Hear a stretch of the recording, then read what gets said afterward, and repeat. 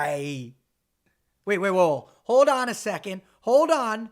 Let's just talk about this.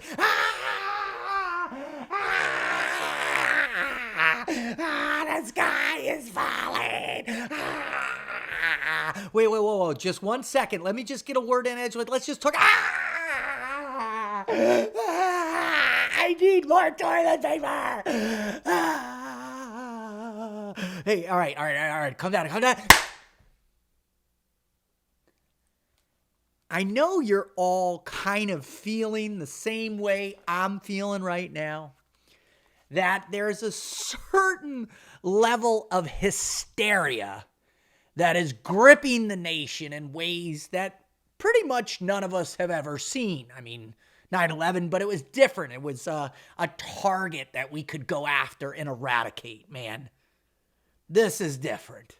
This is something that everybody out there across the planet, and unless you live in some teeny cave in some remote place that nobody's ever gotten to, like those ancient Japanese soldiers of post-World War lore, right? The guys that would come out in like 1976 to, a couple people wearing really bad, terry cloth off outfits on some remote beach in the South Pacific, right?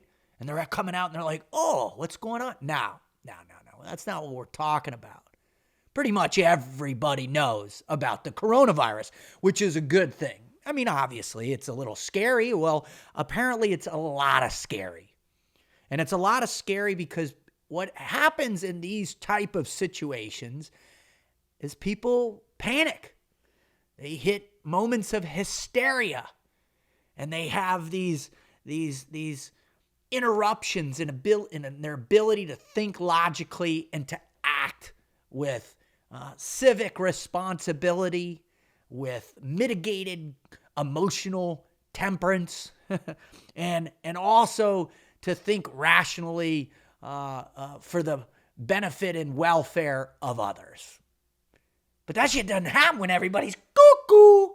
When people are literally doing crazy things like spending $18,000 and having 77,000 bottles of whatchamacallit, of hand sanitizer stored in a garage, and they're going to sell that for $70 a pop.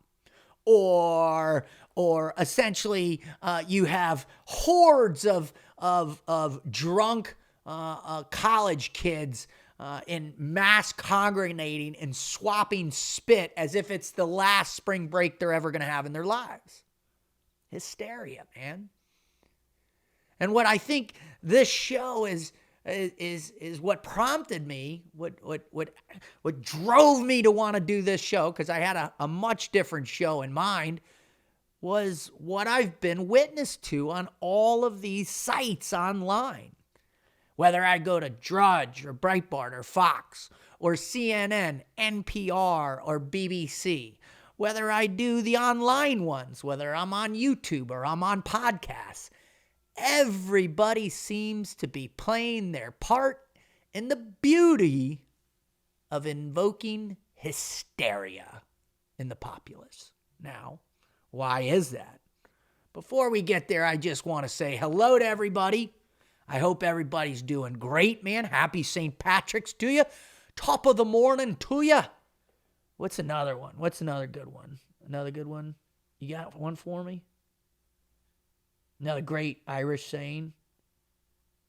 You wouldn't have one. You're French Canadian. All right, never mind. So I was going to try and be clever with some kind of luckily Irish nonsense for St. Patty's Day, but I'm willing to bet that most people aren't feeling very lucky today, unless you're coming on the other side of getting coronavirus, right? You've been infected with COVID-19. You've processed it as you would a typical flu, and then you're on the other end. But the rest of us who still haven't gotten there yet are managing the hysteria of an international population that's lost their minds somewhat. Now, don't get me wrong. I hope you don't want me to consider your old pal Rut to be a person that doesn't acknowledge the significance of this global pandemic. And I don't know how you would ever imagine that for a moment with me. I know I've got some pretty substantial medical training. I've been around the world. I'm a pretty astute historian in terms of these things. But what I am recognizing is that we are ceasing to control those emotions that we need most in order to solve the problems that we are facing. Because I can tell you right now, hysteria ain't going to get you anywhere other than probably the mental institution, but or in perpetual engagements or conflicts with those you love, or a quick trip to the ER because you've suppressed your immune system with all this stress and all this inability to think logically, and the next thing you know, you might get exposed or will get exposed. I don't know. We don't know how many. So happy St. Patrick's Day to you. I am incredibly blessed, or I feel especially happy that the internet isn't sick. I guess I should rephrase that. It's working, right? We're able to still get online. We're able to still be creative. We're able to do podcasts, do interviews. I just did one earlier this morning, which will come out in a couple weeks on the tactical breakdown. That was fun. Thanks, Adam, for that. I did one last week. What was that one called again? The Zen Veteran. I did that one. That one was awesome with Colin, right? Yeah, thank you for that. That's going to come out here shortly. So there's plenty of opportunity to improve or express yourself through the internet, because the internet doesn't have COVID-19, thank God. It is a little crazy, though, for sure. There is some real sickness prevailing through the interwebs today and every day now that we're in this mass hysteria. But for the most part, there's still a lot of positivity happening in this general region and through these crazy invisible lines of information distribution, right? And I want to just start out, before I get into the meat of this thing, is just to thank everybody. I've had tremendous response continuing on my daily doses of Froglogic on my social media sites. That's on Instagram and Facebook and LinkedIn and YouTube. People continue tuning in and paying attention and leaving great commentary. Man, I love when people dig deep and give me a good comment on social media. That makes me smile. And I love when people are clever and funny and keep it light, and people share with each other deep stories. That just blows my mind continually. The willingness for so many human beings to expose their challenges in times like this, it never ceases to amaze me. And it's what ultimately gives me so much hope in the human condition, that we are able and willing to share our struggles with one another in order to prop each other in the midst of very difficult, challenging times, man. And now more than ever is an opportunity for us to share with one another, to help each other get through these challenging times. Now, man, I mean, what a glorious gift that we've been given right now through the unfortunate circumstances of poor hygiene, right? Or just the unfortunate circumstances of living creatures and their inability to resist from really devastating viruses, man. That's just kind of the nature of things. It always has been the nature of things. These things exist. They will continue to exist, and they will continue to wreak havoc on us. Hopefully through a little bit of stress inoculation and our ability to process all this stuff in a much more clear, succinct, objective manner, we're going to be better prepared for the next one, because we are where we are and we got to get through it. So thank you to everybody who continues to pay attention to Froglogic, who continues to support us through the podcast, through social media, through the website. One of the things as a professional speaker, you can imagine that my business, along with all of your businesses, are dramatically affected by this. And I just want to say I feel for all of you, and I'm sorry that you're going through this process, and I'm sorry that you're facing some real changes and stressors in your life financially, with your businesses and how you feed your family. I too am in that state. So, I just think, let's offer each other a little bit of condolence, a little bit of patience, and a little bit of empathy, man.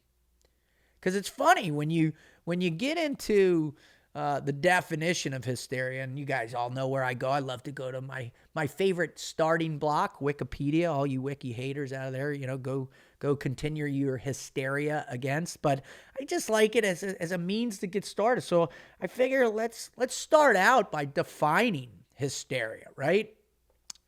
Now, this is what it says. It's hysteria, colloquially. You can say that one? Can you say that one? No, it's colloquially. There's an LLY on the end. Colloquially. I don't even know how to. Hysteria colloquially means ungovernable emotional excess. Generally, modern medical professions have abandoned using the term hysteria. I won't. I love it.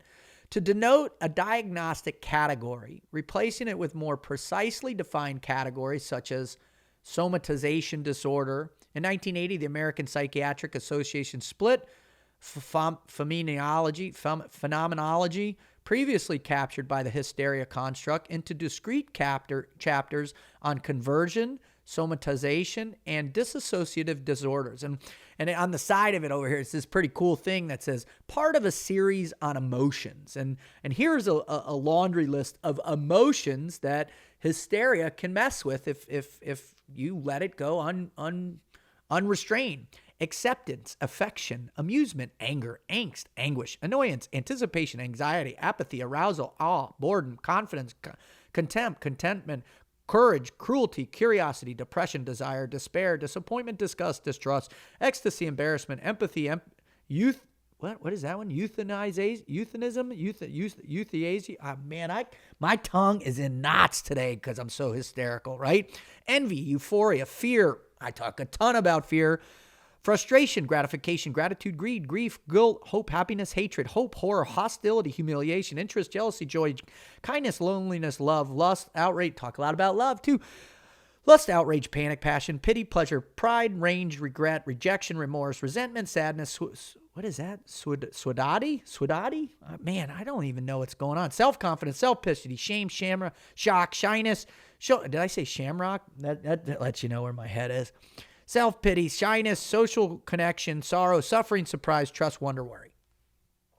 To list just a few, right?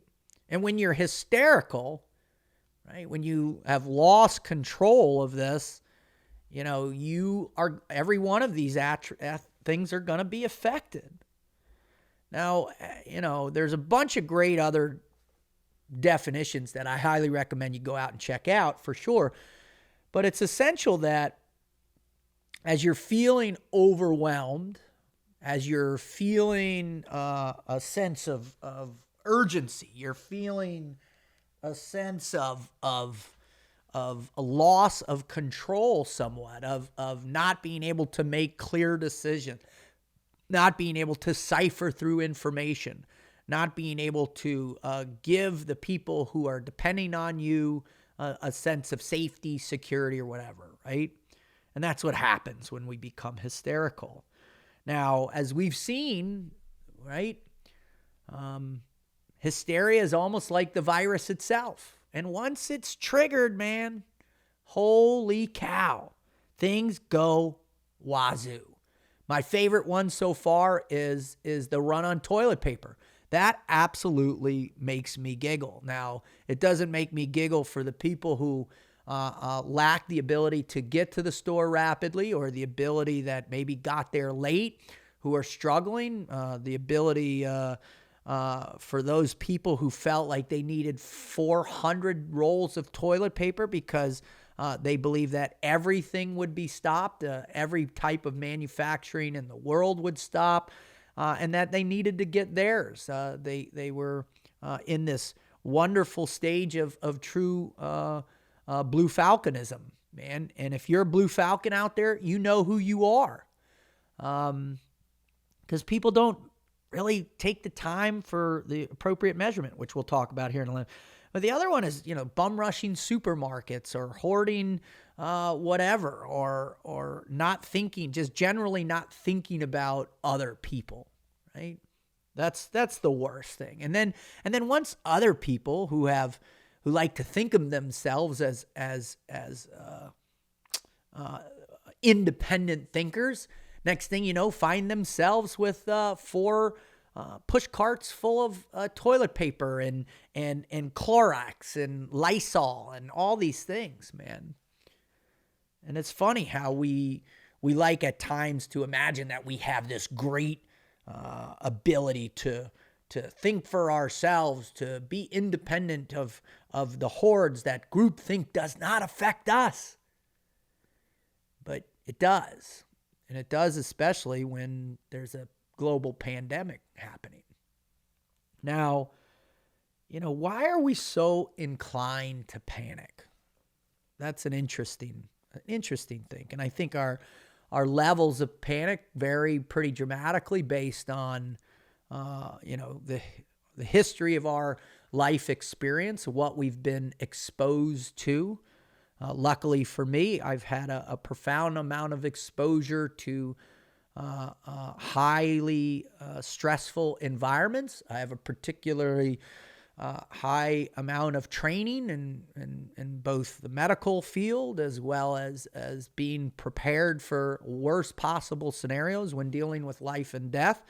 So for me, this has been definitely stressful, but I don't think I've quite hit hysteria yet. I've had my flash moments, haven't I? Yeah, she's shaking her head over there for sure. Yeah, but nothing too exaggerated. That was mostly dealing with other people's hysteria, the frustrating aspect of that, which we all have to address.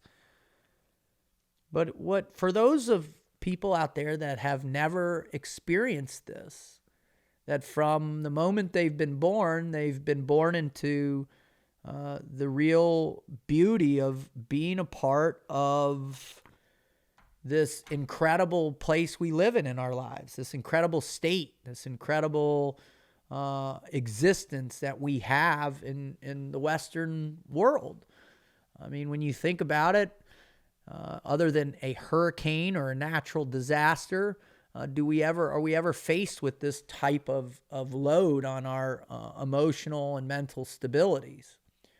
I think down here in South Florida, we're a little bit more predisposed because of the hurricane things. I think in California, probably have some expression of awareness due to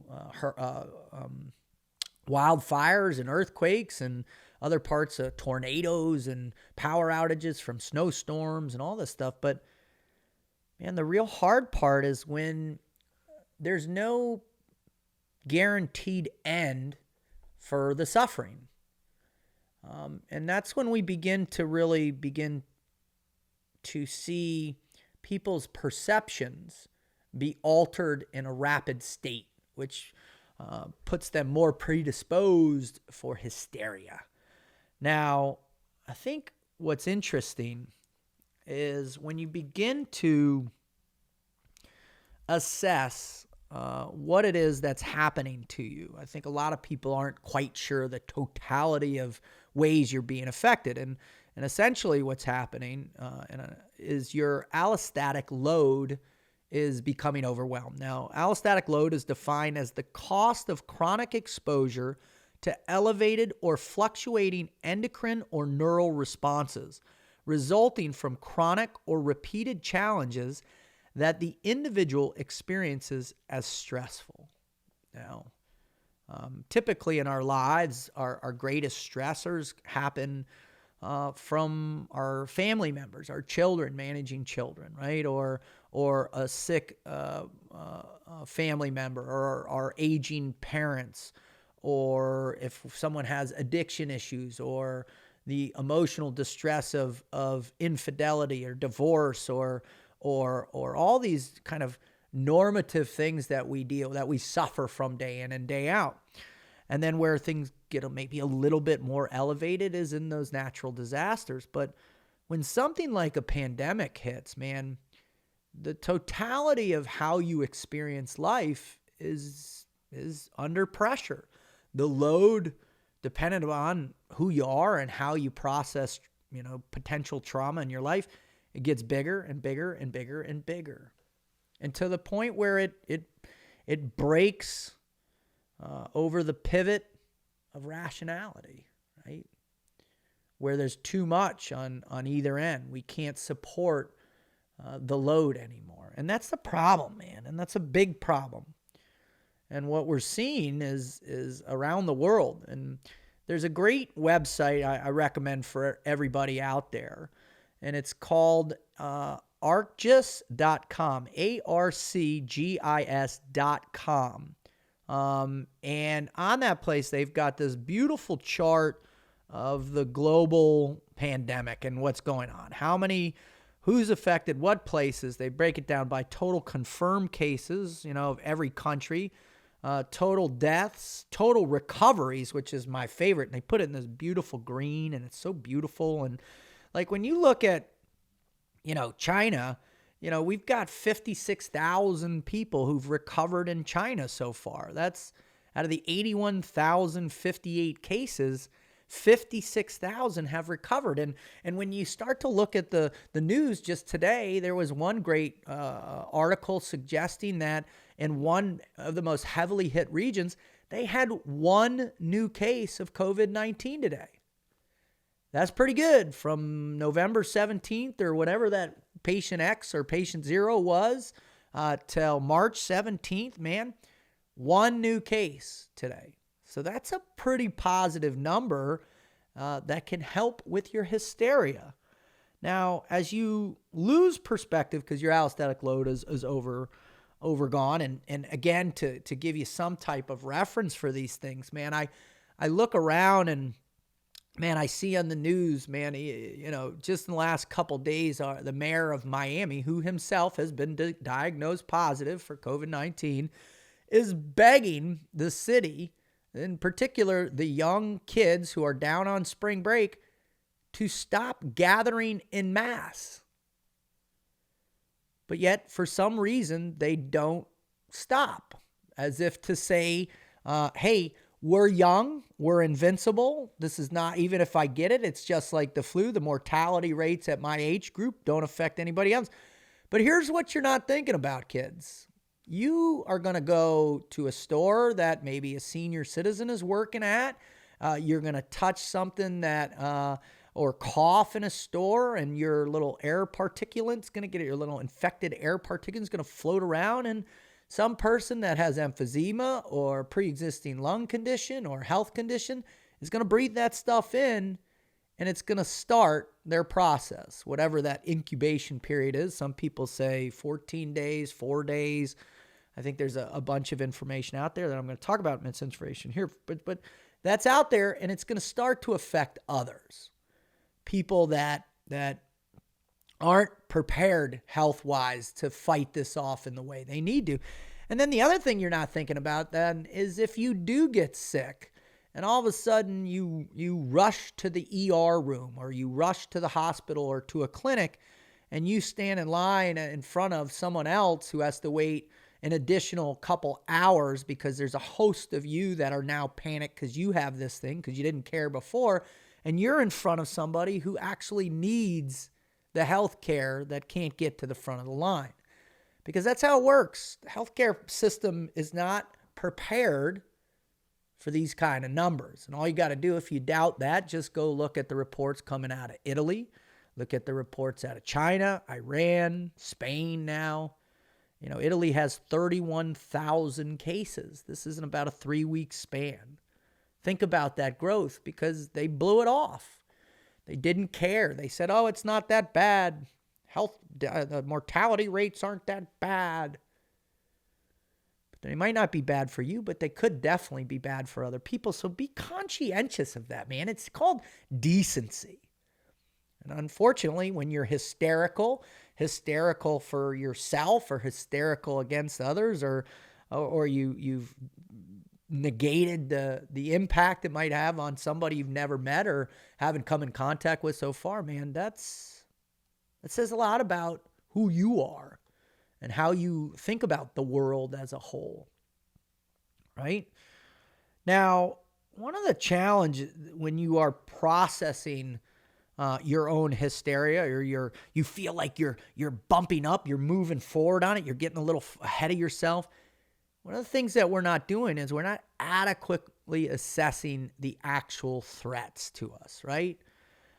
There is a massive campaign for disinformation, and my favorite right now is getting the text, and I got one from a family member recently, and it was like, my friend heard from a friend who is a doctor, who is in the government, who is a cop, who is this, and they said ... and went on to put out stuff that's really alarming and really not factual. Now, if you want to stoke hysteria, man, let's all start doing these things. Let's all just get together, make up the biggest load of malarkey you've ever read in your life, and let's just all start tweeting it to each other. Let's just start tweeting. Let's take these things we find on these random sites or things that people are posting on Facebook, and I heard it from a friend to do this and do that, and let's just spew that thing out on everybody. Let's infect everybody so everybody's hysterical. Because at the end of the day, the only people that actually come out on top when hysteria are the people that are highly trained with weapon systems that know how to move through really troubling areas, right? Those are the people who are going to come out on top, because it's definitely not going to be mitigated or controlled, much like when your healthcare system is overrun, right? What happens? You've got a municipality, let's say you've got 25 police officers in your town, right? And now the hospitals are overrun with people, and they're having to triage people in the front parking lot. All right. You don't fit the demographic. You're too old. You're not getting help. You're too young. You're not getting help. All right. You're in the hot spot. You're 35 to 55, pre-existing healthcare condition. We think we can save you. You're in. Oh, you're gone. You're in. You're out. You're in. You're out. What do you think happens to a community when they start to experience that in real time? You want to talk hysteria? Now, all of a sudden, the 12 cops that are on duty are overwhelmed, perhaps hurt. Someone goes nuts, starts firing a gun. Next thing you know, they shut the hospital down completely. Now everybody's on their own. Much less, what do you think? Do you think criminals take the day off in pandemics? Hell no. Target of opportunity, right? When everybody else is freaking out and staying home and not around, they're out there seeing what they can get for free. They're out there being criminals. So pandemics don't shut criminals down, trust me. So as you think about your actions, and does it relate with misinformation, what is that happening? And are you measuring the information in the correct manner? Are you vetting certain pieces against 3 different sources? Are you in recognition that other countries are definitely just spewing out as much misinformation into the interwebs as they possibly can in order to continue stoking what? Hysteria. And most importantly, where are they trying to stoke it? And what to affect? The world economy. Right? Because if America gets knocked down and no longer has the opportunity, and China comes out on this on first and top, and our contagion takes 18 months, 6 months, whatever the number is, and then China gets back to producing and getting and manufacturing and selling, and Europe decides, or whoever decides, hey man, let's establish the yen as the benchmark of currency around the world because they're the healthiest. What do you think happens then? So please, figure out if what you're putting out there is legit. Vet it, because it's happening. The misinformation is the number one reason, well, this is happening. And man, it seems like everybody, what's funny is I love the ones when people put a post about that. Hey, stop, contributing to the panic. And then the next one, they put a post that contributes to the panic. That's what I love, the duality of hysteria, right? One moment you're good, one moment you're not. One moment you're good, one moment you're not. That's the beauty of the negative insurgency. It keeps scratching at your senses. It keeps clawing at your ability to be rational and reasonable. That's what the insurgency does. And this pandemic is an insurgency. right? It's an insurgency with medically. It's an insurgency mentally. It's an insurgency emotionally, spiritually, civically. We are under attack. And I'm not saying that to make you more hysterical, because the facts are the facts. Now, the other thing too is I always caution people that when you do have a piece of information you want to share, don't throw it in people's face to make them seem dumber because you can't reach them because they're in a moment of hysteria, right? You idiots, this is the mortality rate. Don't do this because not everybody's going to die, and it's actually good, and it's going to be good for everybody to go. I mean, just watch that stuff, man. Just be careful. Have a little bit of forethought before whatever it is you put out, right? Because in the age of information, and now that we all are quarantined, if you will, some of us self-quarantine, others impose because nobody wants to listen to better sense, better minds. Think about what you're doing, right? Are you being proactive to the situation, or are you stoking the hysteria? Are you trying to bring serenity to the hysteria, or are you trying to feed it? Do you love it? Do you get off on watching other people's misery? Because you got to watch that stuff, man. It's all fun and games until your great aunt Betsy is dying from influenza, from pneumonia, because her body can't handle the coronavirus, right? That's what you have to start thinking about, and it's reality with this, man.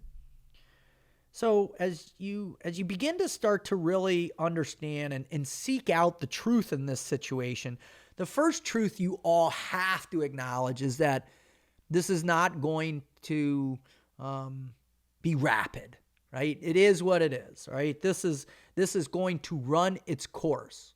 And that course is going to reach a max peak. We've all seen the little graphs I'm going to talk about here in a section, right? And these projection models that are out there. But all you got to do is go back and read the history of the 1918 epidemic, right? How substantial was that, right? I mean, this thing, January 1918 to December 1920, all right, was the first of two pandemics involving H1N1 influenza, and the second was the swine flu in 2009. The Spanish flu, they call it, because they think it potentially originated in Spain, infected 500 million people around the world, about 27% of our world population. That's significant. And it ran its course.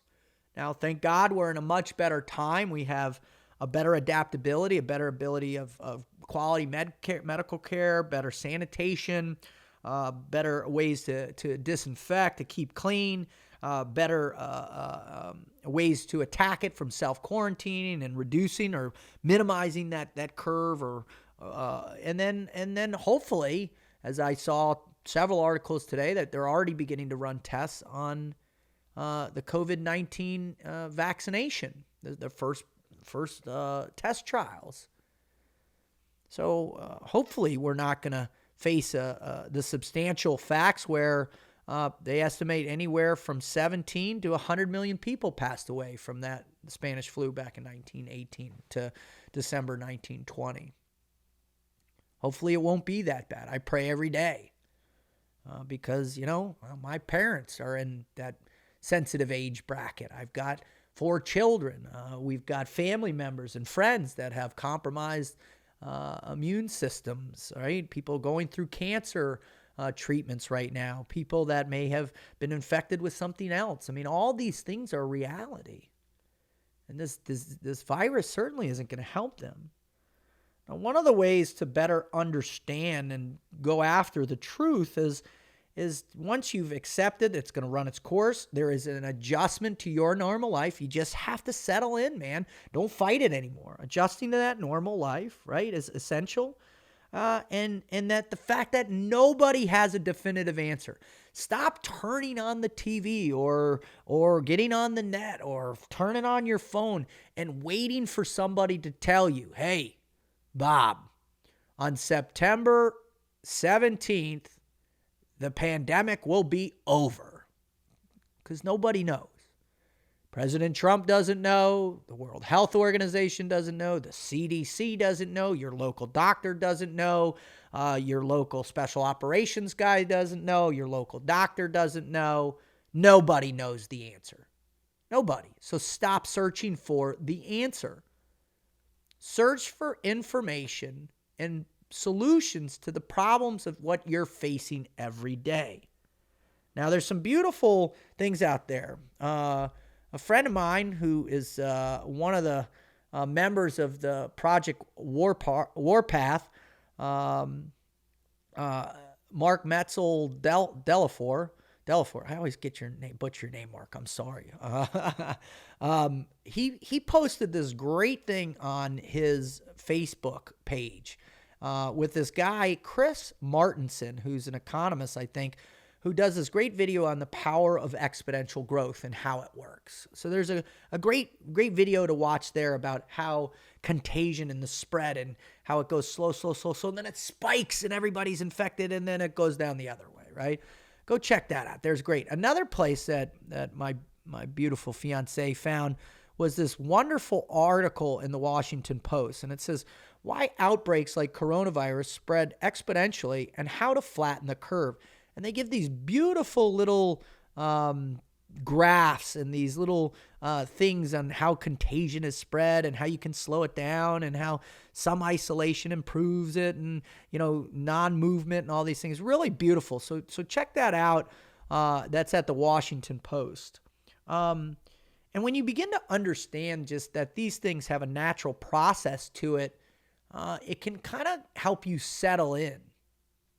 Because a way to begin to lower hysteria or to reduce panic is to begin to set realistic time frames for the disruption of what your normal life was. Because this is your normal life now. Regardless if you don't like it or you don't want it or you don't want, you wish it wasn't so or you're upset about it, this is your normal life now. So what can you begin to do right now that's going to change? Now, before we get into that, I'm going to give a quick shout out to my sponsors because luckily and hopefully they are still supporting us in these times because everybody's listening to podcasts. So hopefully you're out there buying their products because one of the things that you need to do is be prepared and have the right products. So first and foremost, man, this is one that I absolutely love from my good friends over at Onnit. And I also just want to make a quick mention to Aubrey, who last week said he was stepping down as the CEO right now. And Aubrey, I just want to say thank you for all you did in bringing this company to out here and all the help and all the impact you've had on so many people's lives. Thank you. And we just wish you all the best in this next evolution of where you're going to go next, Aubrey, brother. I look forward to tuning in and where you're going to go. One of the products I really love, in particular during this time, right, is my Total Gut Health, right? Building healthy gut flora and optimal digestion. I started taking this product because I've had some gut issues since I got out of the military back in 2003. And this product, I take it daily, really helps me process food. It makes me feel better. I don't have bloat. I'm not bloated. My digestion seems to be working in a much more efficient manner. And it just makes me feel good, all right? So one of the things I like to recommend is that if you got some gut issues, go check out Total Gut Health at onnit.com. That's ONNIT.com. This helps probiotics, HCLs, and enzymes. Man, this it breaks down food and absorbs nutrients, supports the immune system, helps support healthy gut flora, and digests major macronutrients, all right? This is a great product. Also, the other product I love a ton is the Alpha Brain. You can check that out. Go over to onnit.com to see it. All right, the other product that, man, hopefully you've invested in this, in particular in a global pandemic, for all of those preppers out there that are reluctantly patting themselves on the back because nobody wants this, but they are proud of themselves for being prepared. Wise Company. And Wise Company is an organization I've been working with for the last year. Man, love this organization. They're doing just a tremendous job They make some of the best freeze-dried food on the market, hands down. So head over to wisefoodstorage.com and get you and your family 6 months worth of food, right? Because if this thing does crest over or does get worse, which it doesn't look like it's gonna, but potentially the next one could, or whatever happened, next a natural disaster or war, whatever you want to look about, it's better to have than to have not. Then you won't feel the hysteria of having to run to the supermarket to buy 15 tons of toilet paper and dried foods and canned foods. Just go over to wisefoodcompany.com and go look at all the different variations they have. 1 month, 2 month, 10 month, whatever it might be. And get your buckets because they're easy to store. They last up to 25 years. They taste great. You're not going to be sorry. So head over to wisefoodstorage.com. Put in for the promo code Froglogic, and get 25% off everything they have in sight. Everything on the website, 25% off. Now's the time. They might be a little backed up, but they will get you your order because they're producing food around the clock right now. So please do your family a favor, do yourself a favor, be prepared, be wise. That's Wise Company at wisefoodstorage.com. Thanks, everybody. All right. Let me just talk about accepting your new reality. This is one I talk about quite a bit in my Embrace Fear curriculum course that I teach, right? Is accepting your new reality, because quarantine is going to be your way of life for the foreseeable future. And that could be 3 weeks, 2 weeks, 1 month, 2 months, 6 months. We don't know.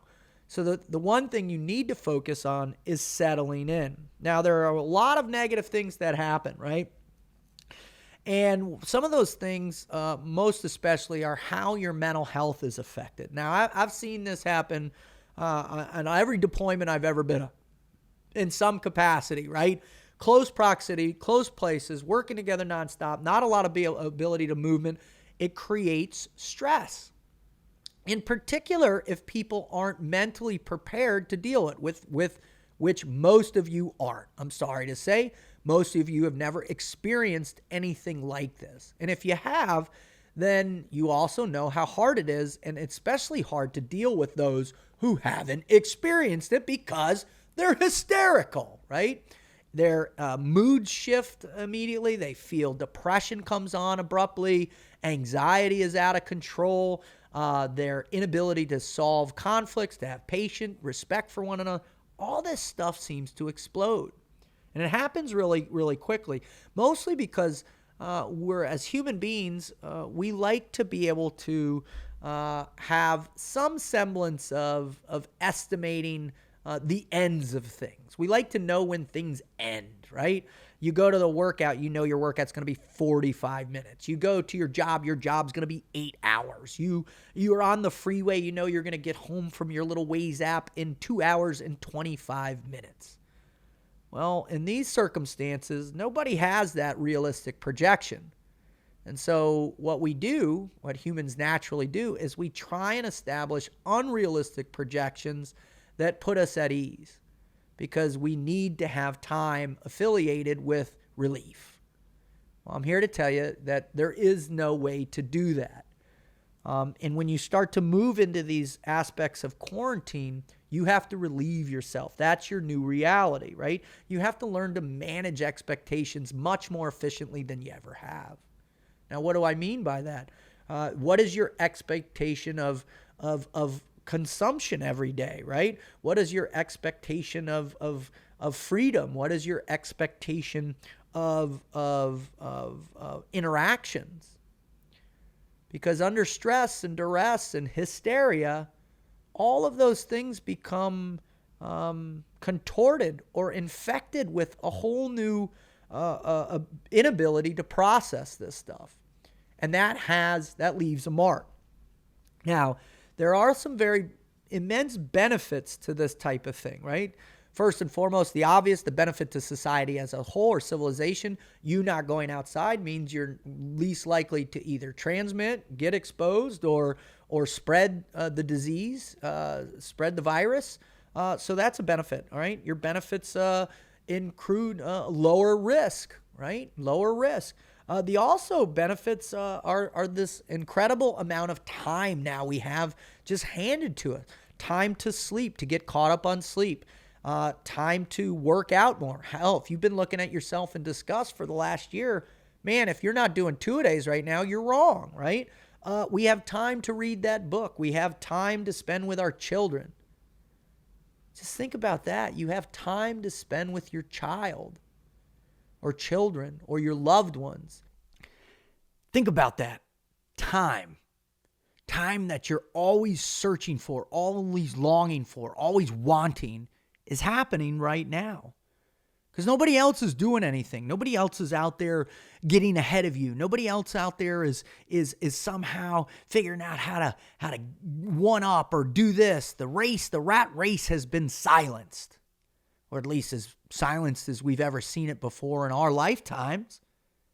And so that time that you can spend doing things with people can change your life, man. And that's huge. One of the great challenges that we have are these ways to manage this close quarter living, which are very difficult. It's very challenging to do when everybody's stressed out and everybody doesn't have answers and everybody doesn't know what's going to happen next, man. It puts people in an irrational state. It puts people in a place where they're not quite acknowledging the greater context of pressure. They're not handling their own stuff with distinct accountability. They're not thinking through things on a grander collective. How my actions are going to affect somebody else next to me. How my actions are going to contribute or detract from the benefits of all of us living in this close space. Now, if you're lucky enough to have a house with a lot of space, God bless you. If you have a little bit of a yard and you can go out, God bless you even more. But for those people who live in apartment complexes or in high rises or in cities, think about them, man. Think about how challenging their times are. So here are a couple just little ideas that you might want to think about to integrate into your family as you're going through this quarantine. One, have a daily brief. A daily morning brief. Hey, this is what the expectation. This is what we're going to do today. This is how everybody's going to run. And a daily debrief. Hey, we need to do this better tomorrow. This better this. All right, those briefs, the daily morning, the daily debrief at the end of the day. Those are huge because it keeps everybody in line and thinking along the same lines and considerate of other people and other things, right? It allows everybody to know that the status quo has not changed dramatically. It is what it is, and the expectations are still in place. Another one is a written rules list. I saw a buddy of mine had this long chalkboard of tasks and rules that we're going to have every day. And these are concrete behaviors or attitudes that everybody needs to think about every day, right? No screaming at people, no yelling at people, being able to talk things through, not jumping to emotional hysteria, if you will, right? Really understanding that this is the expectation of behavior that we're going to have to all adhere to, right? And that participation is an essential part. Everybody needs to pitch in on managing, consumables, your toilet paper, right? How much you eat. It can't be a free-for-all at the snack of snacks. Kids especially need to be told when and where and how much they can eat. As if you're, in a minimum sense of rationing food. Nobody, I don't think out there, I shouldn't say nobody, I'm sure some people are talking about ounces and grams of distributed food and water yet. Thank God we still have that. That's going nice. But everybody needs to pitch in. Everybody needs to keep an orderly space. Everybody needs to pitch in on the collective benefits, take out the garbage, meal preparation, setting the tables, right? Everybody needs to pitch in so that way nobody in the group begins to feel some sense of resentment. Because once you have because one of the things about resentment in the grand scope of society is Everybody's going to always have major differences, but when you're contained in a one space, those differences become very apparent rapidly, don't they? And you can see when somebody's being lazy. You can see when somebody's not stepping up and doing their part. You can see when somebody's not contributing emotionally at a higher state or being able to hold their stuff together, if you will, right? They're allowing the hysteria to beat them down, the depression to sink in, the anxieties to reshift the way they normally act. This is all very normal stuff, and it happens all the time in these circumstances, right?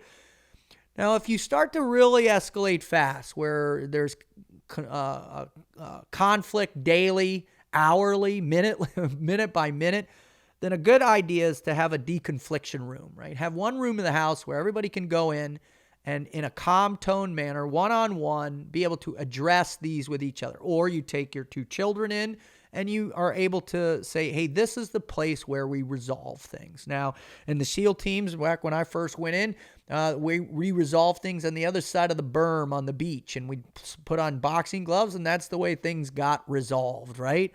To all those people out there who know what I'm talking about, God bless those resolution items, right? But think about it this way. If you have a space that's it's absolutely established as a space where calmness and rational, logical thinking is going to take place, man, then it doesn't feel like there's going to be attacks, right? And people are constantly trying to manage each other's highs and lows because everybody's like this right now. Bing, bing, bing, bing, bing, bing, bing, bing, up and down, up and down, up and down, up and down, up and down, especially those who have never been exposed to this type of challenging situation. So a deconfliction room is good. Also, don't be afraid to do something community fun, right? Go outside, play wiffle ball, play kickball, get in the pool if you have the opportunity, build a snowman, hell, play games. I mean, build puzzles. Community fun, right, is a big thing. It lets everybody relieve some stress, blow some steam off. It keeps us focused that we're all in this together. And if you really want to get unique and really benefit the mental health of your group, be creative in that fun, right? Come up with, film these short videos and put them out on YouTube. Do TikTok videos with your kids. Write in your journal, right? Write about these times. So in the future, your grandchildren or your kids' kids can read how you dealt with all of these things. Draw pictures, give commentary, do a podcast, write a blog, whatever it might be, man. Being creative allows you to feel invested in the progress of your existence. It feels like you're pushing forward in the face of great adversity, which is what this is. You know, and that's all a part of improving your mental health. Now, don't because you're stagnant, don't allow your physical health to take a beating. I mean, now, again, if you have been wanting to get rid of those extra pounds, now's the time to do it. Get out there and work out. Take care of your mental health. Build your immune system. Eat better, right? Try and eat better. Eat less. Definitely, don't get inebriated every single night. Don't be jacked up. Don't take a bunch of drugs. Don't get crazy, right? Because that's not going to help the mental health of the group, right? I'm always a little bit in moderation is fine. But remember, anytime you fuel stress through outside substances, it can really put you on unstable ground, which then makes everybody around you feel unstable as well, too. So think about your health, your physical health, your mental health, and then also your spiritual health, man. Don't be afraid to send prayers out or get on the phone and pray for people or at your table while you're breaking bad. I mean, family meals are coming back and they're coming back strong. 2020 is the year of family meals. Don't be afraid to pray. Pray for those that are suffering. Show gratitude for what you have and offer condolences for those in real pain. And show everybody around that you're not afraid to pray out loud, that you're not afraid to offer your blessings to people that don't have what you have, man. That's huge. And it's good for your spiritual health as well, too. I know a lot of times in these situations, people are pissed off at God. And rightly so, man. How do you explain this? I mean, practical people will say, hey, we shouldn't commingle animals in these markets over in China. We should install some type of regulation about the distribution or maintenance of food and distributing food in these things. But most likely it ain't going to happen, right? When you have 1.8 billion people, just feeding them is taxing alone. So these things are going to happen. But what you can do is improve the health of yourself and your immediate group. And then that'll spread to others. Trust me. As a motivational speaker and somebody who's been doing this type of thing since 2006, I can tell you that the most infectious things on the planet are positive things. It makes us feel good. And especially when we're down and we're out and we're blue and we're hysterical. The greatest dose of medicine you can give other people is positivity. The ability to lift their spirits, build them back up when things are challenging. And I know that's hard when you're trying to manage it yourself. It's not easy. I get it. I know it. Trust me, I've been there. And it's okay. But man, you'd be surprised at how healthy you feel when you start helping others. When you start caring for your neighbor that might be in their 80s and they can't get outside and they're afraid to leave and their supplies are running out, that you brave the virus and go out and get them some food, get them some supplies, or give them some of yours. You know how good that'll feel? Or donating. Go to the blood banks. Donate money to all the places out there that are trying to help people manage this. Because we're going to face some real challenges. We need to settle in for the long haul, if you will. Now, I was going to include a bunch of preparedness stuff, but I figure I'll do another show on that type of thing. I want to stay more focused and managing and trying to find some serenity in the hysteria that's all around us, man. You know, and a big way to do that is just to have faith in how powerful we are as the human species and our ability to manage and come through these things on the other end better for it. With new medical advancements, new emergency preparedness abilities, greater lines of communication, reduced red tape of government oversight, an ability to commingle governments in the private sector to get things done rapidly, our ability to unite as small groups and communities to come together to help one another, to rise up. In America, man, we're really good at this. We've been kicking ass at this for over 200 and close to 250 years, man. This is a beautiful, beautiful thing. We should feel blessed that that's our nature as a country. You know, but it's on you. It's on you to do your part, to play your role, to accept your accountability, right? Just like all the healthcare providers are out there. Think about those people that are working 40-hour shifts right now. Think about all the doctors and how many different times they've been exposed to COVID-19, or healthcare workers, or hospital administrators, or janitors, or whoever keeps these places going, trying to help the really sick from not dying. Think about them. Think about what they're doing. Maybe say a little prayer for them, right? You know, if we can just contain the hysteria, because we're certainly not going to contain the virus. We're certainly not going to contain the effects of the economy. We're not going to contain the necessity to quarantine. I mean, this thing is going to run its course, and we don't know when that's going to end. But you can contain yourself. You contain your thoughts, your behaviors, right?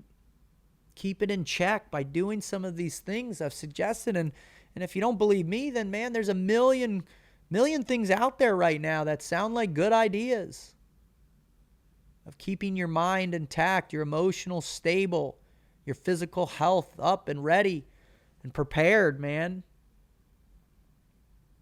There are things you can do, and you need to start doing them right now. Don't wait. Although it might not seem like there's a rush, there's certainly a rush to address the mental health aspect of this whole thing, of the hysteria. It doesn't help us. It doesn't help you. It doesn't help your neighbors. It doesn't help this country. It doesn't help the world if you allow hysteria to control you. Because trust me, when you get hold of it and you get yourself dialed in and you get yourself healthy and prepared for this long haul, man, and you have faith that it will come to an end, you have faith that there's going to be some great, amazing, incredible things that come out of this, and it makes you feel good. It almost makes you feel serene and peace, and at peace in your heart and your head, that we're going to fight this and we're going to get through it together. Man, I just want to give a quick thanks to all the healthcare providers in the world that are going above and beyond for all the sick people. You know, without you guys, this whole thing would collapse and hysteria would overwhelm our ability to be civil, and chaos and Armageddon would ensue. But it's not happening because of you. And the inspiring nature with which you are committing yourself and sacrificing yourselves for the rest of us, it does not fall on deaf ears or on blind eyes. We see it, we hear it, we feel it, and we thank you. I want to thank all the people out there that are trying to be positive right now. You know, I will say try and be positive with good information, but just keep trying to be positive. I love all the great thoughts that are coming out. I'm seeing really profound, amazing ways to think about this stuff. It's really incredible what happens in crisis.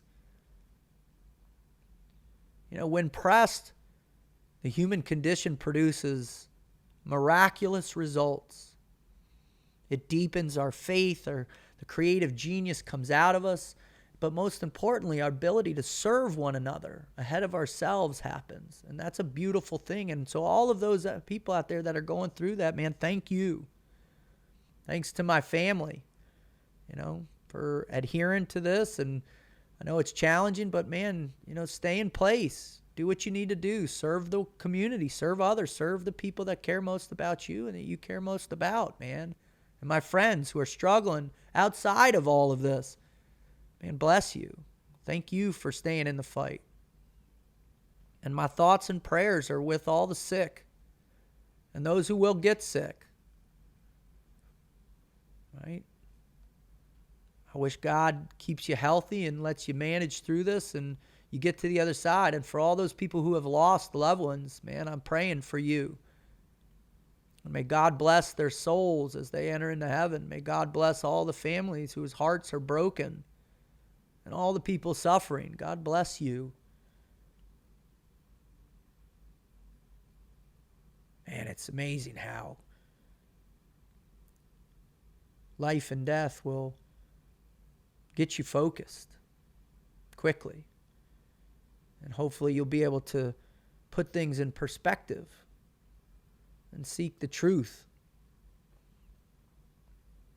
And the truth is that you're loved and that you love others. And we need to take care of each other. And I thank Christ for showing me how to do that. And I thank Jana, my beautiful fiance. I know I'm not easy during these times because that prepper in me comes out, right? And I thank my children for managing this and for being okay and for really being mature in the way they're processing all this and the ability to adapt, man. God bless them. God bless all our kids who are fighting the good fight with their mental health and their ability to contribute. Thank you. Thank all of you for listening and paying attention. Man, this is why I do this for times like this. This is what Froglogic is about. This is why I created it, to give people an ability to think a little bit differently about it, to give them the tools that enable them to persevere in the most extreme environments imaginable, to find the serenity in the hysteria of life. Thank you. God bless you.